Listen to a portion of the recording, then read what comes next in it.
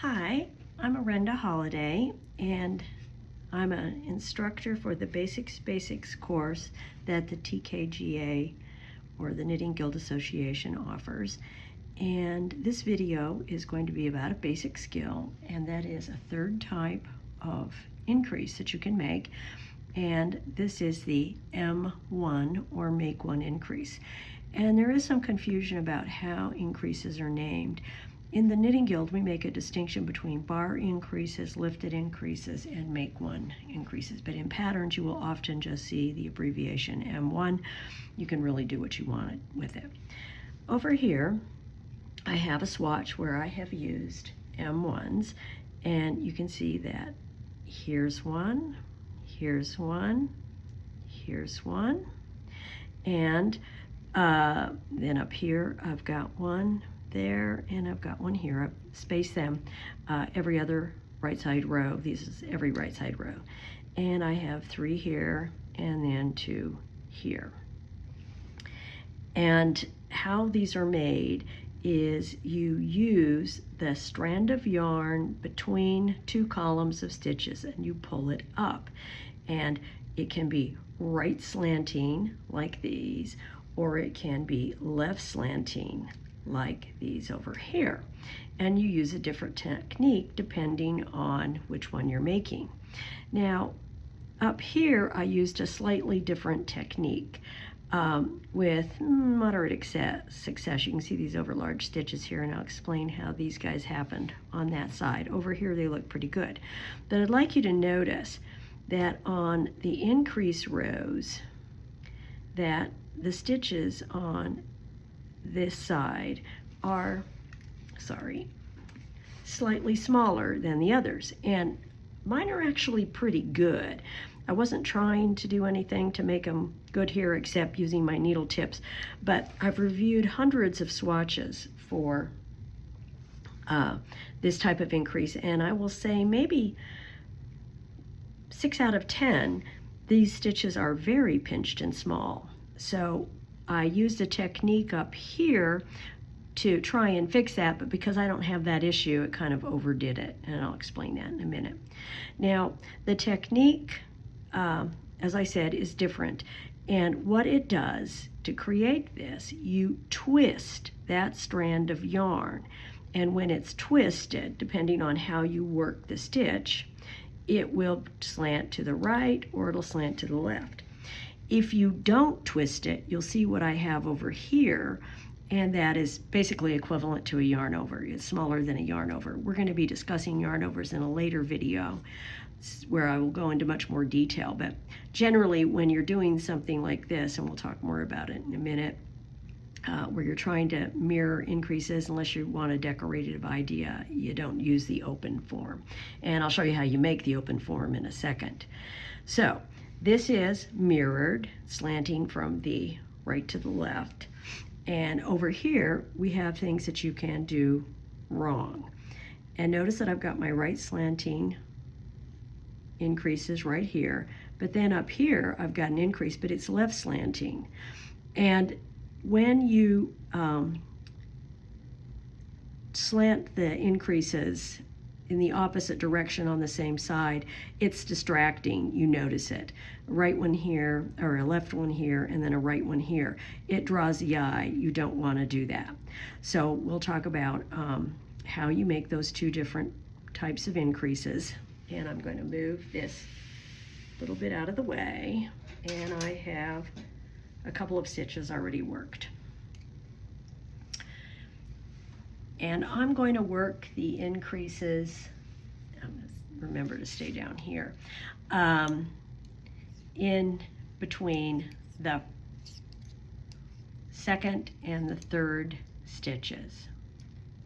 And so this is where I want to make the increase. Now notice that I have this horizontal strand of yarn that connects the 2 stitches. And there are 3 things I can do with it.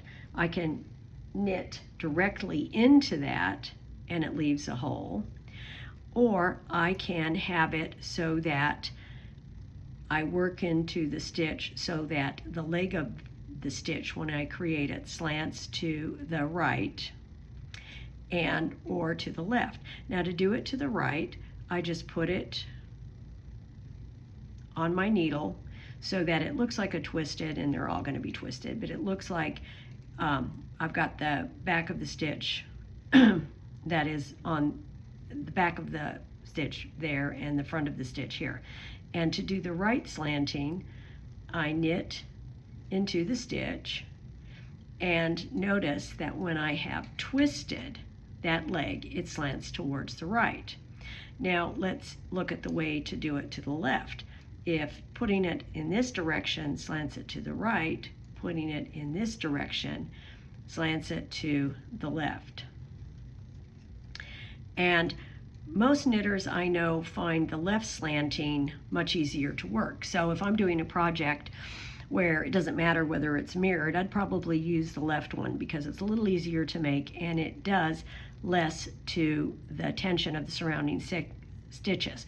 For the right M1, the act of putting this thing, the loop, over here and working it has a real tendency, particularly if I stick my needle in real far and just give it a good yank, of dramatically reducing the size of the stitch to the right.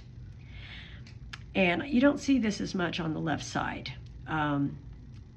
So you don't need to worry about it as much as the right. Now you can improve that. This is going to look like crap since I've stretched this out so much, by just barely using your needle tips. I mean, oh, and this is so painful to work. But if I do this, if my increases are going to be in a very obvious place, like on the neckline of a sweater that's worked top down, I would want to take that kind of care. Now, if I was doing this on the inside of a sleeve to increase from the cuff up to the armhole, yeah, who cares? Who's going to notice that? It's not going to be as important. But if it's in a visible place, you really want to take care. Now I'm going to work over here to the same location, and my strand, you can see I haven't stretched it out as much, so if I put it in this direction, it's going to slant it to the right, so I want to put it in this direction. And again, I want to work just with my needle tips, and that will make it a little smaller. Now I'm going to work a row, and you actually can use this type of increase every row if you want. Unlike the lifted increase, this can be worked every row. It's not going to look great, but you can do it every row. So let's do it again, showing it right, and then I will show you if you are one of those knitters who just cannot get the increases on the right-hand side here, where this stitch is being pinched. Well, let me move that down. You can't see it, can you? On the right-hand side, if this stitch is going to be very pinched, I'll show you a way that you can avoid that. So I'm going to work another one, work my 2 stitches, and you want to be consistent as with any mirrored increase, that you're putting them in the same spot. If I'm working 2 stitches before, I want to continue doing that. Now in this case, you can see that this isn't as stretched out. So I'm going to put it over there, and I'm going to insert my needle, just trying to baby it as much as I can on the right side. And notice that that stitch is still smushed a bit because I am drawing yarn, and it tends to draw it from the right, but it's not as bad. And then we'll go to the left.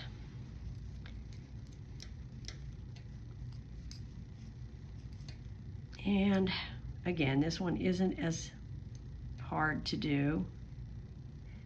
I just put it up again. I want to have it with the stitch positioned this way so that the leg of the stitch I'm creating is going to be slanting towards the left. Now, it's fairly simple, and depending on where these things are worked, if they're very obvious, you definitely want to take a lot of care, but if it, like I said, is in the inside of a sleeve, it's not that important.